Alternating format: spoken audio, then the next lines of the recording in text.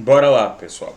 Quem não me conhece ainda, eu sou Luiz Felipe Pinheiro, sou professor de processo penal, de direito constitucional e sou um dos idealizadores do Direito à Cafeína, que é um projeto que traz uma educação jurídica 4.0, uma educação jurídica em várias plataformas digitais, Instagram, YouTube, newsletter no e-mail e publiquei recentemente o manual do pacote anticrime, inclusive que vai, isso foi uma publicação pessoal e vai ser publicado agora um pouco mais à frente por uma editora. Daqui a pouco está saindo inclusive algumas novidades. Mas o que interessa não é algum outro projeto pago, essas coisas. O que interessa agora são as aulas, né? E se você ainda não está entendendo que aulas são essas, assista ao nosso primeiro vídeo sobre inquérito policial. São aulas gratuitas que eu vou disponibilizar aqui para vocês no YouTube, dado esse momento, né, sensível que a gente está passando.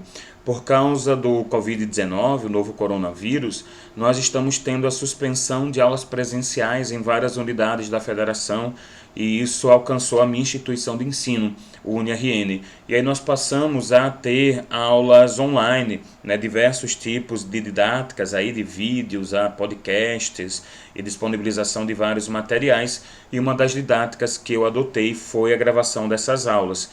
E aí, além de disponibilizá-las no sistema da faculdade, eu estou publicando aqui no canal do YouTube justamente para que todo mundo possa ter acesso.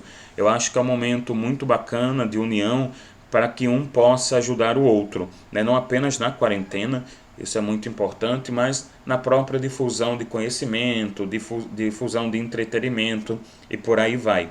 A primeira aula sobre inquérito policial tratou da persecução penal, persecutio criminis, também da definição do inquérito, esse procedimento investigatório informativo, é um procedimento também administrativo, e as suas características, né? O fato de ser um procedimento que pode ser sigiloso, dispensável, indisponível, obrigatório, oficial e por aí vai.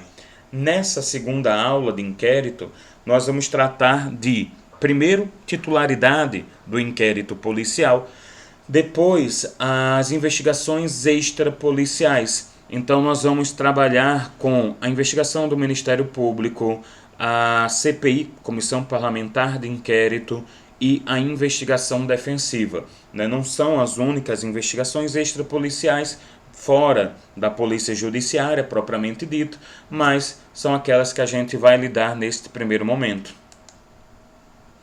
Então, a primeira coisa que a gente vai trabalhar aqui é a titularidade do inquérito policial. Então, o que é que a gente está falando precisamente aqui de titularidade do inquérito? É verificar quem é que vai conduzir. A gente sabe que, via de regra, é a chamada polícia judiciária. E aqui é um ponto até interessante lembrar que a doutrina vai fazer uma diferença entre a polícia de segurança ou polícia administrativa, também chamada de polícia ostensiva, e a polícia judiciária. Então, enquanto a polícia ostensiva ou de segurança seria a polícia militar, né? Por exemplo, no caso estadual, aquela polícia que está em rua para evitar de maneira imediata a ofensas bem jurídicos, para efetuar flagrantes.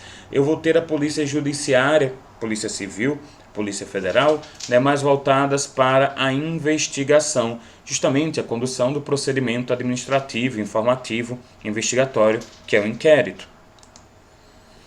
E aí, via de regra, quando a gente fala dos crimes comuns, são aqueles crimes da Justiça Estadual, eu vou ter como titular da investigação a autoridade policial da Polícia Civil. Então, a Polícia Civil do Estado é ela que vai conduzir aquela investigação. E aí eu posso ter dentro dessa Polícia Civil certas divisões, por exemplo, uma divisão por localidade, a diferença de circunscrições. Eu posso ter uma divisão por matérias específicas, ali uma especializada de drogas, de homicídios, por aí vai, em relação à vítima, por exemplo, delegacia da mulher. Só que de maneira subsidiária, de uma maneira excepcional, também pode ser que a Polícia Federal conduza esse inquérito, quando eu tenho uma relevância ou interesse interestadual ou internacional. Em segundo lugar, eu tenho as competências, a titularidade dos crimes federais, que serão de competência da Justiça Federal Comum. E aqui eu vou inverter a ordem que eu estabeleci para os crimes estaduais. Aqui a regra é de eu ter a Polícia Federal atuando e de maneira excepcional a Polícia Civil, quando, por exemplo, naquela circunscrição eu não tiver delegacia da Polícia Federal. Eu também vou ter aqui as regras para a Justiça Federal Especializada Militar, ou seja, a Justiça Militar da União. Então, quando eu tiver um crime militar sendo investigado lá, eu vou ter como titular o oficial que receber a competência para conduzir o inquérito policial militar, ou IPM. Mesma coisa será na Justiça Especial, Justiça Estadual Especial Militar, ou seja, a Justiça Militar dos Estados, que vai investigar ali crimes militares no âmbito da Polícia Militar ou do Corpo de Bombeiros. Então a titularidade vai caber a um oficial, muitas vezes não há nem a definição de quem seja esse oficial, acaba havendo uma escolha, muitas vezes ali caso a caso. São raros os casos de você ter um órgão específico, como São Paulo, na Polícia Militar, então vai ser escolhido um oficial que vai conduzir o IPM dentro de uma dessas duas corporações. E por fim, quando a gente fala da segunda Justiça Federal Especializada, que é a Justiça Eleitoral, eu vou ter ali para crimes eleitorais uma atribuição da Polícia Federal para investigação e de uma maneira excepcional da Polícia Civil, novamente naquela hipótese em que eu não tenho na circunscrição uma delegacia federal.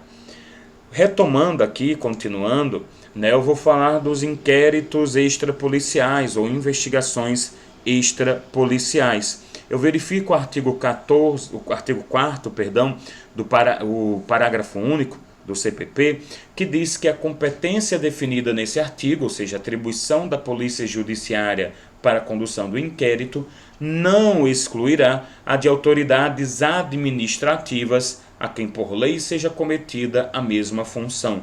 Ou seja, eu posso, estabelecido por lei, e a gente acaba vendo também que é o Ministério Público, por uma questão doutrinária e jurisprudencial, eu posso ter a investigação conduzida por outros órgãos públicos, outras administrações públicas, autoridades, administrativas. E não apenas isso, além das autoridades administrativas, além desses inquéritos e investigações oficiosos, eu também posso ter a investigação defensiva, que foi recentemente regulada pela OAB. Então, normalmente, quando a gente pensa nas investigações extrapoliciais, a gente pensa na investigação do Ministério Público, agora a investigação defensiva, este inquérito realizado por autoridades militares, seja no âmbito da Justiça Militar da União ou da Justiça Militar dos Estados, as investigações efetuadas por comissões parlamentares de inquérito, essas comissões especiais que são montadas no Poder Legislativo de cada ente da Federação, e também a possibilidade do inquérito civil público, um inquérito ali que vai servir de base para uma eventual ação civil pública. A gente vai se focar aqui em 3 destas investigações: a conduzida pelo Ministério Público, a investigação defensiva, que, como eu falei, foi regulamentada recentemente pela OAB, e também as investigações das comissões parlamentares de inquéritos, a CPI. O primeiro caso, então, que a gente vai trabalhar aqui é da investigação por parte do Ministério Público. Tá certo? Existe aí uma certa discussão na doutrina se o Ministério Público poderia ou não investigar. A primeira corrente que eu vou apresentar para vocês, e acaba sendo a corrente minoritária, inclusive na jurisprudência também, ela diz que não, o Ministério Público não poderia investigar, porque essa seria uma atividade exclusiva da Polícia Judiciária. Ela aplicaria aí o artigo 144, parágrafo 1º, inciso 4º da Constituição Federal. Então, uma atividade exclusiva da Polícia Judiciária, justamente dessas polícias que eu acabei de citar, Polícia Civil, Federal e o Ministério Público não poderia investigar. O máximo que poderia acontecer é quando ele recebesse o inquérito policial, afinal ele é o destinatário do inquérito, ele vai recebê-lo uma vez que foi concluído pela autoridade policial, ele poderia, em vez de denunciar ou de arquivar, e agora também, em vez de pedir, de oferecer, acordo de não colaboração, acordo de não persecução penal, o ANPP, em vez de qualquer uma dessas atividades, ele poderia requisitar novas diligências para que fossem ali colhidos novos elementos de informação. Até mesmo lá no início, o artigo 5º, salvo engano, inciso 2º, que diz que eu posso ter a requisição de instauração de inquérito pelo Ministério Público. Ou seja, ele não poderia investigar, ele teria que requisitar a instauração, e se ao final ele não ficasse contente com o que foi produzido de elemento de informação, ele poderia requisitar novas diligências. Então a gente tem como primeira previsão, primeira ideia contrária à investigação do Ministério Público, essa competência ou atribuição exclusiva da Polícia Judiciária. Se a gente fala de uma atividade, uma atribuição exclusiva, seria algo indelegável. Como eu falei, aplicação do artigo 144. Além do mais, haveria uma violação do princípio da legalidade. Não há previsão legal de um instrumento para investigação do Ministério Público. Isso vai contra o artigo 4º, parágrafo único do Código de Processo Penal, vai dizer essa teoria. Por quê? Porque lá se admite a investigação por outras autoridades administrativas se houver previsão legal. Além do mais, haveria todo um risco para a investigação, porque eu não tenho um procedimento sistematizado em lei, eu não deveria me socorrer apenas de analogia, analogia pelo que é estabelecido para o inquérito, nem deveria ficar contente com uma simples resolução de órgão interno como o Conselho Nacional do Ministério Público. Precisaria de lei em sentido estrito, trabalhando com procedimento investigatório. E também isso violaria o sistema acusatório, porque uma das partes da ação penal já chega muito mais forte. Tanto isso vai contra o sistema acusatório, quanto vai contra alguns princípios ali dentro, especificamente o da equidade ou igualdade das partes, a ideia da paridade de armas. Então esses são os argumentos mais utilizados para ir contra a investigação do Ministério Público. Só que eu também tenho argumentos favoráveis a essa investigação. O primeiro é de que não há violação do sistema acusatório. E por quê? Porque, na verdade, eu teria no inquérito, agora não inquérito, procedimento investigatório do Ministério Público, uma atuação que realmente é mais inquisitiva, é mais desequilibrada em relação à defesa, mas essa atuação mudaria quando eu tivesse a ação penal. Ou seja, durante a ação penal, o Ministério Público voltaria a entender que deve haver uma equidade, deve haver um balanço entre as partes, respeito a contraditório, ampla defesa, publicidade e tudo mais. Existem aqui alguns doutrinadores, o Lênio Streck, o Aury Lopes, o Alexandre de Moraes, que dizem que não adiantaria muito você dizer para o promotor que ele deve fazer isso, porque ele carregaria uma mentalidade de investigador todo-poderoso. Ele traria essa mentalidade para a ação penal e seria difícil que ele conseguisse separar ali um momento do outro.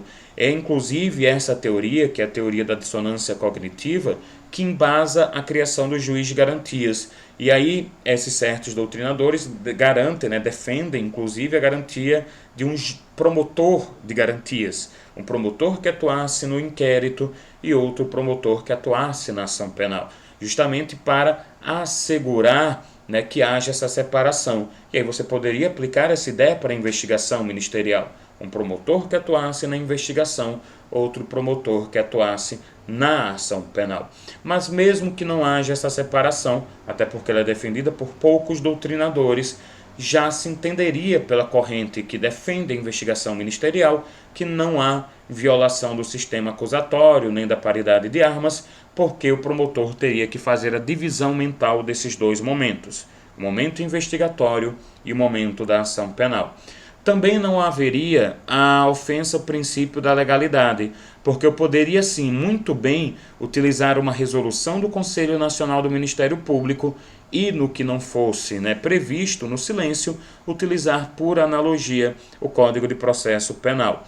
A resolução que hoje vai reger a investigação ministerial é a resolução 181, salvo engano, de 2017, do Conselho Nacional do Ministério Público, com a redação alterada pela resolução 183, salvo engano, aí de 2018. Inclusive a resolução que previa anteriormente o acordo de não persecução penal. Então eu teria sim uma previsão legal, não lei em sentido estrito, lei em sentido amplo, a ideia aí da resolução do CNMP. Além do mais, eu não poderia confundir polícia judiciária e polícia investigativa, ou seja, é a ideia de que não, aquilo ali no artigo 144 não é a fixação da polícia judiciária excluindo todo mundo, é da polícia judiciária em relação à polícia ostensiva ou em relação, né, à polícia ali administrativa, a militar propriamente. Então eu estaria ali no artigo 144 dizendo, olha, polícia judiciária investiga e polícia militar não, via de regra, né? A gente sabe que tem a exceção do IPM. Eu não poderia tirar isso daí e utilizar para excluir todos os outros órgãos administrativos, todas as outras autoridades administrativas. Até porque a própria Constituição já prevê a possibilidade de eu ter uma investigação extrapolicial, que é a investigação por parte de uma CPI. Eu não poderia ter essa contradição entre normas constitucionais. Eu devo fazer uma interpretação conforme que preserve a homogeneidade do dispositivo da lei maior, tá certo? Então, nessa situação, o que acaba acontecendo é que você vai ter que observar, sim, que não há uma exclusão de todos os outros órgãos, eu só excluiria por base a polícia militar, apesar que há exceção. Então poderia ter a investigação, por outros órgãos. E além do mais, você vai ter uma jurisprudência favorável, né, por parte do STF. A gente tem a súmula 234 do STJ, mas ela muito mais é uma questão de direito civil, né, investigação de paternidade, e você tem uma ampla jurisprudência, como eu falei, do STF. Tem alguns acórdãos que são de ações com relatoria da Ellen Grace que são muito interessantes. Por exemplo, eu coloquei aí na tela o habeas corpus 91.661 de Pernambuco, mas a gente tem aqui, eu gostaria de ler até uma parte do acórdão, o do recurso extraordinário 535478. Vocês até podem anotar aí, né? Recurso extraordinário 535478. E ele vai dizer o seguinte no seu acórdão: contudo, ainda que se tratasse da temática dos poderes investigatórios do Ministério Público, melhor sorte não assistiria ao recorrente. A denúncia pode ser fundada em peças de informação obtidas pelo órgão do MPF sem a necessidade de prévio inquérito policial, como já previa o Código de Processo Penal. Lembrem, o artigo 12, ele diz que o inquérito vai acompanhar a denúncia, a queixa-crime, se for usado como base. Ou seja, posso ter outras bases, outras fontes de justa causa. Então, o próprio Código de Processo Penal já abria também essa exceção.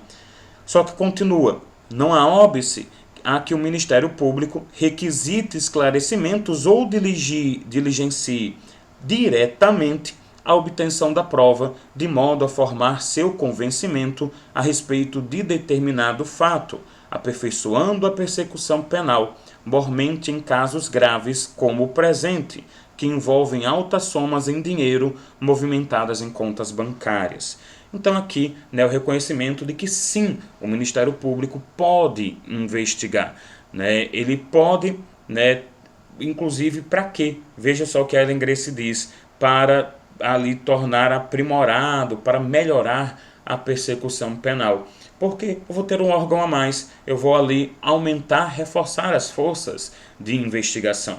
E a principal defesa da investigação do Ministério Público é a chamada teoria dos poderes implícitos, que vem da doutrina jurídica norte-americana. É a ideia de quem pode o mais, pode o menos. Então, se o Ministério Público é finalmente ali o fiscal da lei, se ele é o fiscal externo da atividade policial, se ele é o destinatário do inquérito policial, se ele pode requisitar a instauração do inquérito. E, pessoal, requisitar é uma maneira educada de dizer ele vai mandar instaurar um inquérito. Se ele pode, ao final, fazer uma qualidade, né, uma avaliação de qualidade do inquérito, mandando que sejam realizadas novas diligências, arquivando porque acha insuficiente. Então, se ele pode tudo isso, por que ele não pode investigar? A ideia de quem manda fazer, pode fazer. Então, isso será a teoria dos poderes implícitos que acaba sendo utilizado pela doutrina e pela jurisprudência, fazendo com que a posição favorável à investigação do Ministério Público seja a posição predominante. Tá certo? Além disso, eu tenho a investigação defensiva. E aí a investigação defensiva, primeira coisa, ela não é feita por uma autoridade administrativa, não é feita por um servidor público incumbido, né, investido em um cargo assim. Portanto, eu não terei o princípio da oficialidade. É claro que com isso eu não tenho certas obrigações. Por exemplo, uma investigação defensiva não é obrigatória, ela não é indisponível, pode ser encerrada, arquivada, entre aspas, a qualquer momento, mas isso faz com que eu também não tenha certos poderes, um poder de polícia, um poder de requerimento de cautelares e por aí vai. Ela era uma construção doutrinária e jurisprudencial durante muito tempo e acabou sendo regulada pela OAB no provimento 188 de 2018 do Conselho Federal da OAB. E aí o artigo 1º aqui desse provimento vai me dizer: compreende-se por investigação defensiva o complexo de atividades de natureza investigatória desenvolvida pelo advogado. Então é o advogado que vai investigar, não é? E aí, claro, apesar de ser algo voltado para a advocacia privada, eu entendo pelo menos que isso poderia ser aplicado para a advocacia pública e também para a defensoria, né? Mas pelo menos o regulamento pega mais o advogado constituído e o dativo, propriamente ditos. Então, um complexo de atividades, procedimento, de natureza investigatória desenvolvida pelo advogado, com ou sem assistência de consultor técnico ou de outros profissionais legalmente habilitados. Então, eu posso utilizar um assistente, né, de perícia, posso utilizar um detetive particular, ou pode ser só o próprio advogado, em qualquer fase da persecução penal. Então isso é interessante. A investigação defensiva pode se dar em paralelo ao inquérito policial ou até mesmo em paralelo à ação penal. Eu investigo ali para poder chegar nas provas que eu quero produzir durante a ação penal, durante a instrução com contraditório e ampla defesa. Eu vou caçar as testemunhas, caçar o que elas sabem para poder levar isso para a audiência de instrução. É um exemplo. Então, continua. Em qualquer fase da persecução penal, procedimento ou grau de jurisdição. Então, isso aqui prevê que eu posso ter investigação defensiva até em grau recursal, né, em segundo grau, em instâncias extraordinárias, como o STJ e o STF. Pessoal, até mesmo para a revisão criminal. Eu posso muito bem ter uma condenação transitada em julgado, há uma clara suspeita de que aquela condenação transitada ela é nula, né, absolutamente nula. Eu posso ter a revisão criminal nos termos do artigo 621 e, por isso, eu tive uma investigação que juntou as provas necessárias para esta revisão e para a desconstituição do trânsito em julgado, né, da condenação propriamente dita. E aí continua, qual o objetivo? Visando a obtenção de elementos de prova destinados à constituição de acervo probatório lícito. Veja, não é para se praticar ali prova ilícita, né, prova obtida por meio ilícito. Apesar de que existe aquela discussão doutrinária de que eu poderia ter o aproveitamento de prova ilícita a favor do réu. Mas não é o caso agora, eu não vou nem entrar em detalhes, isso é trabalhado normalmente na parte de provas, não é? E pelo menos isso não é previsto aqui na investigação defensiva. A ideia é a produção de elementos de prova lícitos. Só que se continua aqui, né, destinados à constituição de acervo probatório lícito para a tutela de direitos de seu constituinte, ou seja, para a defesa propriamente daquele advogado. E aí, o artigo 3º do provimento da OAB, ele vai dizer o seguinte: a investigação defensiva, sem prejuízo de outras finalidades, orienta-se especialmente para a produção de prova para emprego em... Primeiro, prova foi má técnica legislativa, não é prova, porque prova é praticada, né, ali obtida mediante contraditório e ampla defesa em sede judicial. A gente está falando aqui de elemento de informação. Então, para a produção de elemento de informação que vai ser empregado em certos momentos. Então, ele vai ser utilizado, por exemplo, inciso 1º, para um pedido de instauração ou trancamento de inquérito. Né? Por exemplo, eu vou ali pedir o trancamento do inquérito em que meu constituído está sendo investigado. Pessoal, mas peraí, pedido de instauração de inquérito? O investigado, o agente criminoso vai pedir instauração? É porque é o seguinte, quando a gente fala investigação defensiva, por mais que pareça que é só a defesa do acusado, pode ser a defesa da vítima. Então, por exemplo, pode ser o advogado da vítima que pede a instauração de um inquérito. Então, a investigação dele não ia ser extenuante, é só uma investigação mais preliminar para dar embasamento para a notícia crimes. Segundo, a rejeição ou recebimento de denúncia ou queixa. Então, novamente, eu vou ter aí um trabalho, né, pedindo a rejeição da denúncia, porque a denúncia sendo recebida, eu não tenho recurso para combater esse recebimento, mas há uma defesa que eu poderia interpor habeas corpus, e aí eu utilizaria essa investigação para embasar o habeas corpus. Ou então, para pugnar pelo recebimento da denúncia, tá certo? Vai lá a vítima que tem interesse em ajudar o Ministério Público, até depois a se alistar como assistente de acusação, ou a própria vítima que está atuando como querelante e quer o recebimento da queixa-crime. Então pode usar a investigação defensiva para isso. Também, resposta à acusação. Né? Lembrando que no rito que a gente tem desde 2008, a resposta à acusação é diferente da simples defesa preliminar. A resposta à acusação é robusta, deve trazer todas as teses de defesa, tanto de mérito quanto questão preliminar, né, de preliminares. Então, eu devo ter aqui um mínimo de acervo probatório. É claro que você vai poder ali trazer a indicação de provas que quer produzir. Então, produção de prova testemunhal, etc. Mas você já pode trazer um grande número de provas agora. Inclusive, por quê? Porque depois da resposta escrita à acusação, é dado o momento para o juiz verificar a possibilidade de uma absolvição sumária. E só não havendo cabimento da absolvição sumária, que está lá no artigo 397 do Código de Processo Penal, é que ele vai determinar a instauração da instrução e julgamento, né? Vai marcar lá por um despacho, um ato ordinatório, se for o caso da secretaria, vai se marcar essa bendita audiência. E aí, bendita audiência, inclusive, que pela sistemática do juiz de garantias, é o momento em que eu mudo do juiz de garantias para o juiz de instrução e julgamento. Então eu posso embasar a resposta escrita para ela vir com mais peso, para ela me ajudar numa absolvição sumária. Né? Então, para provar ali a licitude, né, que é um excludente de ilicitude, para provar que é uma extinção de punibilidade, que é uma bagatela e por aí vai.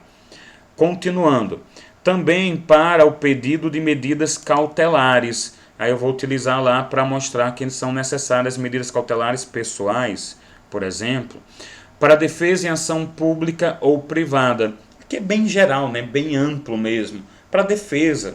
Então, seja na resposta escrita, seja para a apresentação de alegações sinais orais ou imemoriais, para os próprios recursos, já que isso faz parte da defesa e por aí vai. Razões de recurso, né? De maneira mais específica, mas como eu falei, esse inciso 5º acaba sendo bem geralzão. Inciso 7º, revisão criminal, nos termos do artigo 621. Eu dei isso como exemplo agora há pouco. Né? Inclusive, tem um podcast que eu indico muito para vocês, eu me viciei nesse podcast, que é o Projeto Humanos Caso Evandro. Esse podcast que é conduzido maestralmente, né, fantástico, um dos melhores trabalhos de investigação criminal que eu já vi de jornalismo, do Ivan Mizanzuki. E é um caso, eu vou dar um semi-spoiler, é um caso de um homicídio de uma criança.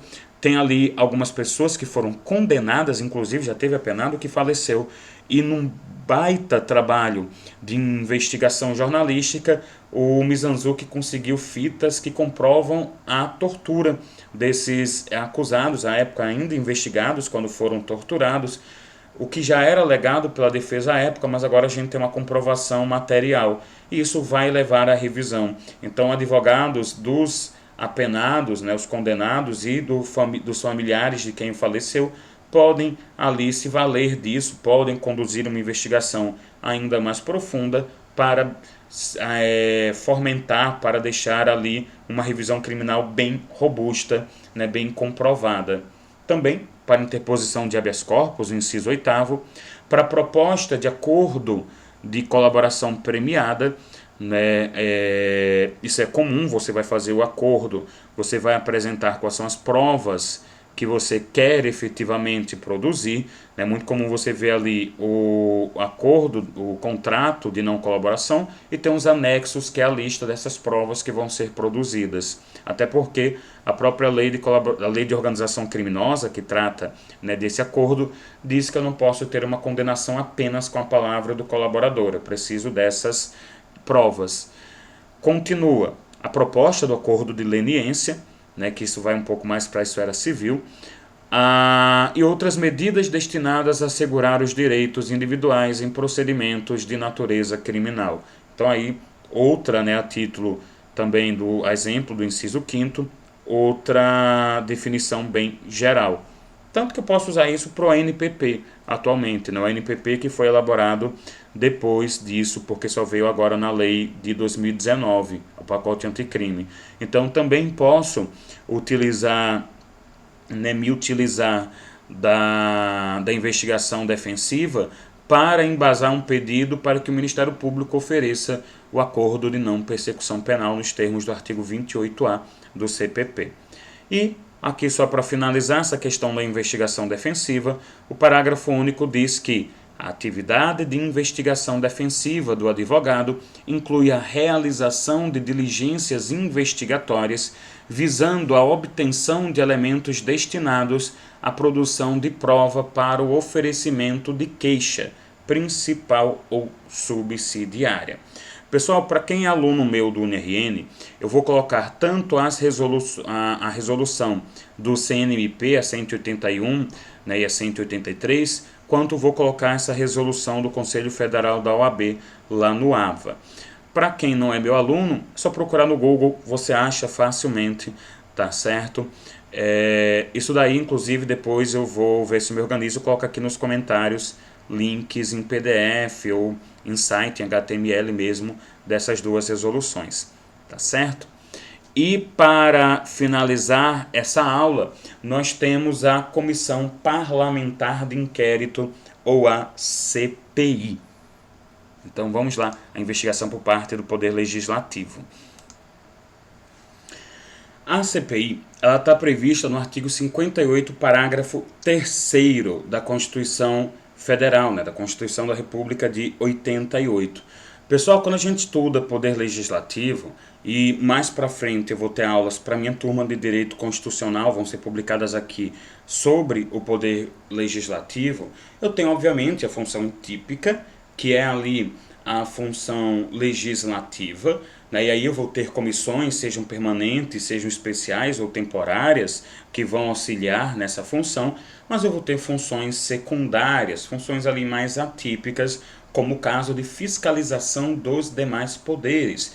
E aí, né, não só fiscalização dos demais poderes, a fiscalização de questões sociais gerais de interesse público. Aí é que entra a CPI, que é uma comissão especial, ou seja, uma comissão parlamentar, que vai ser montada nos termos do artigo 58, parágrafo 3º, que diz o seguinte: as comissões parlamentares de inquérito, e aqui quando a gente fala comissão parlamentar de inquérito, já fazendo um recorte, nós falamos de comissões de cada casa legislativa. Então, quando você trabalha com o Legislativo da União, o Congresso Nacional, eu tenho duas casas, né? É um sistema bicameral legislativo, e aí o Senado tem suas comissões de investigação, suas comissões parlamentares de inquérito, e a Câmara dos Deputados também. Quando eu tenho a união das duas casas, eu vou ter uma comissão mista. E aí os estados, Distrito Federal e municípios são unicamerais, e aí seus respectivos poderes legislativos têm as suas comissões parlamentares. Não dá para eu ter uma comissão mista. Então eu vou ter aqui, nesse primeiro momento, a ideia justamente, né, de uma comissão de inquérito. Mas continua: que terão poderes de investigação próprios das autoridades judiciais. E aqui é um pequeno problema de redação, porque era um entendimento lá antigo, né, de que a autoridade judicial tem poder investigatório. E se você observar o artigo 156 do Código de Processo Penal, nos parágrafos 1º e 2º, a gente acaba sabendo que é um poder investigatório só subsidiário, né, só ali no caso de silêncio, sem poder substituir as partes, porque senão eu teria uma ofensa ao princípio da imparcialidade, principalmente a imparcialidade objetiva. Quem tem de fato o poder de investigação é a autoridade policial judiciária. E como a gente acabou de ver, né, não apenas ele, o Ministério Público também terá. Então, aqui seria algo melhor eu estabelecer poderes de investigação próprios das autoridades policiais judiciárias e não autoridades judiciais. Até porque a gente vai ver que tem alguns atos de que a comissão parlamentar de inquérito depende de autorização judicial, né, para a prática de certas condutas probatórias, dado ali o princípio da reserva de jurisdicionalidade. Então a gente, né, tem que ler com cautela esse poderes de investigação próprios das autoridades judiciais. Continua: além de outros previstos nos regimentos das respectivas casas. Justamente porque, quando tiver aqui uma CPI, eu vou ter como normas principais que vão regulá-la o artigo 58, parágrafo 3º, que já me traz umas regras, né, quanto a isso, a Lei 1579 de 52, também os regimentos de cada casa e só de maneira bem subsidiária o Código de Processo Penal. E aí, previstos, né, vai ser regulado pelo regimento de cada casa, serão criados pela Câmara dos Deputados e pelo Senado Federal, em conjunto ou separadamente. É o que eu falei, né, isso daqui é uma previsão para o Legislativo da União, o que acaba sendo espelhado pelo princípio da simetria para os outros legislativos dos outros entes, e aqui eu posso ter tanto uma CPI de uma casa só, como das duas, né, de ambas as casas do Congresso Nacional, mediante requerimento de 1/3 dos seus membros. Então eu tenho aqui uma maioria qualificada específica, e aí tomem cuidado, eu tenho outra maioria qualificada em termos congressuais, que é a maioria a qualificada para uma aprovação de uma PEC, né, de uma proposta de emenda constitucional. Essa qualificada aqui é bem menor, é menor até do que a maioria simples e a maioria absoluta, né? Basta 1/3 para que eu tenha a instauração da CPI, tá certo? Uma vez instaurada e uma vez montada a comissão, aí sim, para os atos que acontecem lá dentro, eu preciso de uma maioria a ser alcançada, uma maioria simples. Agora, para sua instauração, basta de 1/3 dos membros da casa. Para apuração, e tomem cuidado com o que vai vir aqui, para apuração de fato determinado por prazo certo. Eu não posso investigar fatos indeterminados. Eu não posso chegar e, por exemplo, dizer, eu vou ter uma CPI sobre corrupção. Não, eu tenho que trazer algo específico. A CPI sobre possíveis crimes contra a administração pública praticados nos Correios. Pronto, a gente teve a CPI dos Correios. A CPI sobre fake news, né? Sobre mentira de maneira geral? Não. Sobre fake news que foram disparadas no processo eleitoral de 2018. Aí a gente teve uma CPI específica sobre isso agora há pouco. Eu acho que ainda está em andamento, salvo engano. Então você tem que analisar um fato determinado. Além desse fato de ser determinado, você também tem um prazo certo para que haja o procedimento da CPI, ou seja, para que ela possa finalizar-se, porque eu tenho uma comissão especial, que é uma comissão temporária, eu não tenho uma comissão permanente dentro daquela casa legislativa.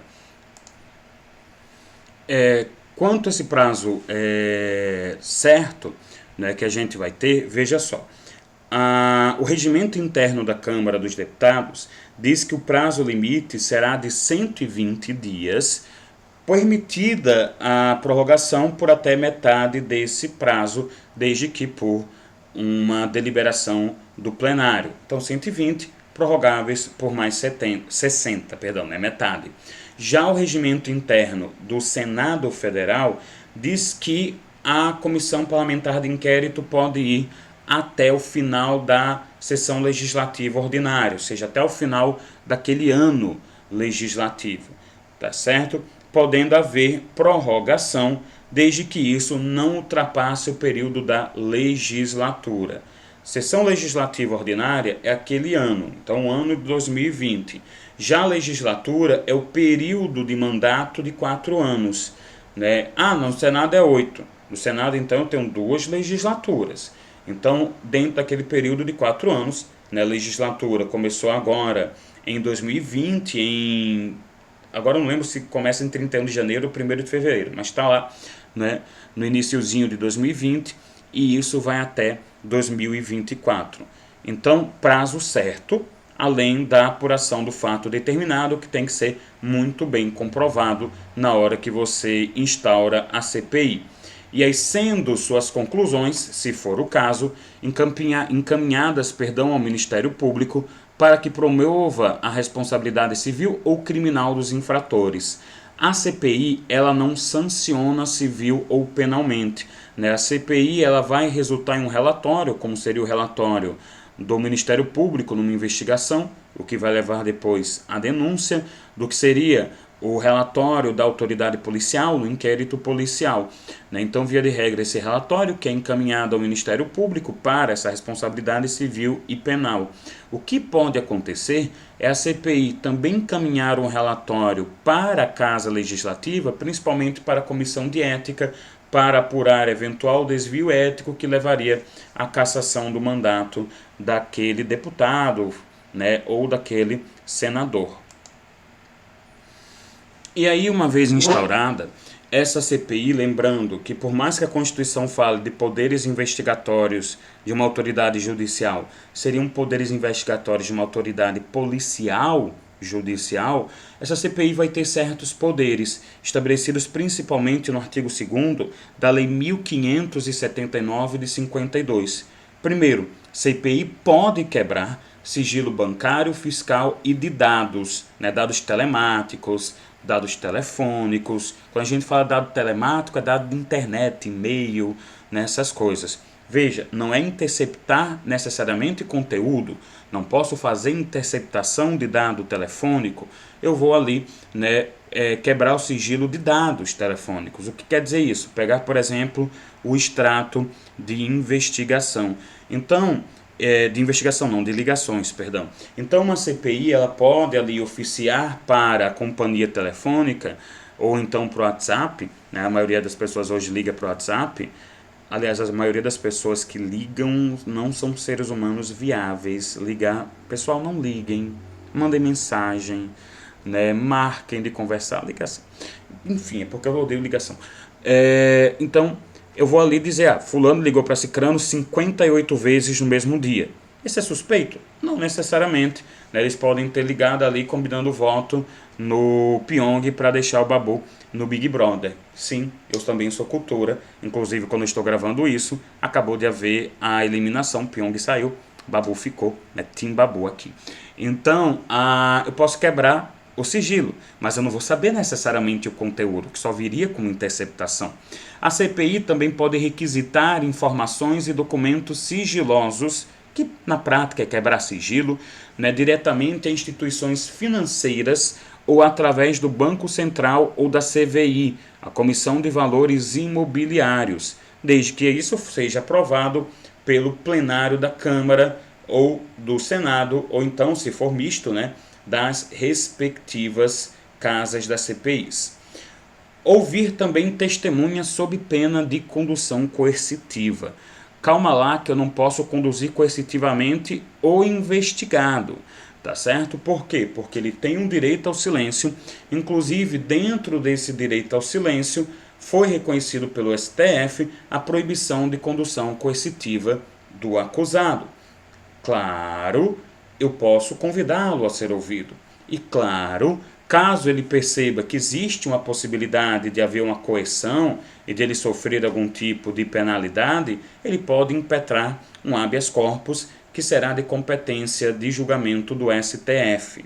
Tá certo? Isso não vale apenas para um investigado propriamente dito. Às vezes uma testemunha que esteja oficialmente sendo chamada como testemunha, mas suspeite que esteja, na verdade, sendo investigada e que haja um subterfúgio para que ela não utilize o direito ao silêncio, porque afinal testemunha não tem, né? Testemunha é obrigada a dizer a verdade sob pena de falso testemunho, pode ir lá, essa falsa testemunha, que na verdade é acusado, pode ir lá impetrar um habeas corpus perante o STF. E aí será inclusive um habeas corpus preventivo, né, para evitar um prejuízo. Então não posso ter condução coercitiva de investigado, apesar que eu posso ter de testemunha. Só que detalhe, o STF já decidiu, por exemplo, que eu não posso ter condução coercitiva de governador do estado e também não poderia ter condução coercitiva de investigados do Poder Executivo e do Poder Judiciário, porque isso seria uma quebra da separação dos poderes e também uma quebra da autonomia dos entes federados, tá certo? Por fim, posso ouvir, né, posso ali coletar depoimentos de investigados ou indiciados, obviamente quando eu falo de investigado, com todo respeito ao direito constitucional a não ser obrigado a produzir prova contra si mesmo, o nemo tenetur si detegere, ou nemo tenetur si ipsum accusare, que é o direito ao silêncio, né? Já a CPI não pode, ela não tem poderes, isso está muito ligado à ideia da reserva de jurisdicionalidade, ela tem que pedir isso ao Poder Judiciário, e a gente vê isso muito claro no mandado de segurança de relatoria do Celso de Mello, o MS 23452, a CPI não pode, por conta própria, determinar a indisponibilidade dos bens do investigado, decretar prisão preventiva. Veja, flagrante pode porque eu tenho no artigo 301 do Código de Processo Penal o flagrante facultativo. Qualquer pessoa do povo pode prender alguém em flagrante. Eu posso, você pode. Então imagine o seguinte, imagine que eu estou lá, né, foi estabelecido a quarentena, aí vai lá o sujeitão todo irresponsável, não vou ficar na quarentena, corona, né, não é nada, é uma invenção dos chineses, parará. Vai esse sujeitão maravilhoso responsável.